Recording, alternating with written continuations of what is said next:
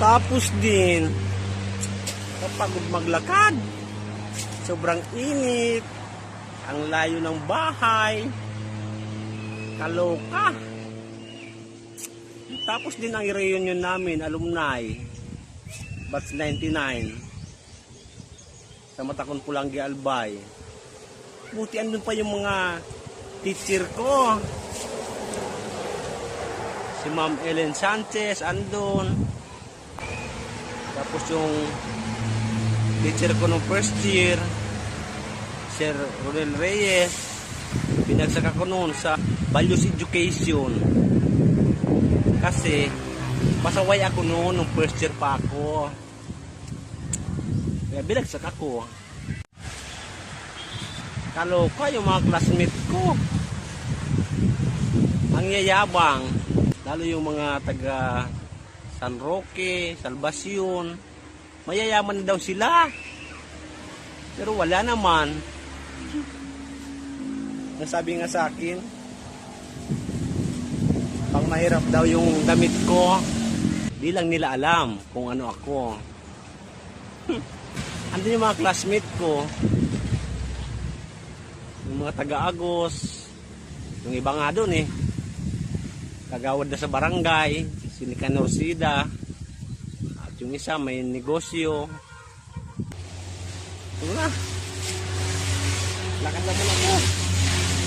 Ang layo pa ng pupuntahan ko. Ang hirap. Ang layo pa naman ng bahay ko. Andun pa, andun. Ay. Hirap talaga magpanggap. Hirap magpanggap na mahirap. Alam nyo, binubuli ako ng mga classmate ko. Wala daw akong mararating noon, sabi nung sa akin. Ngayon nagkita-kita kami. Almost 25 years kami hindi nagkita eh. Oo. Ang sabi sa akin, yung damit ko daw, hindi daw ako nakapag-lansya. Ano? Oo. Maganda naman eh. Oh. Di ba maganda? Hirap talaga. Mahirap pa sa mahirap.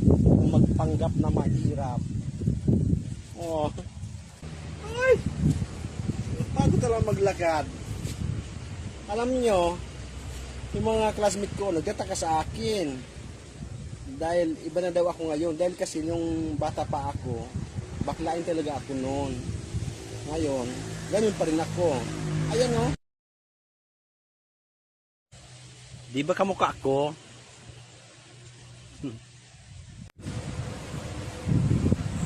Officer ako sa C80 noon. 1999.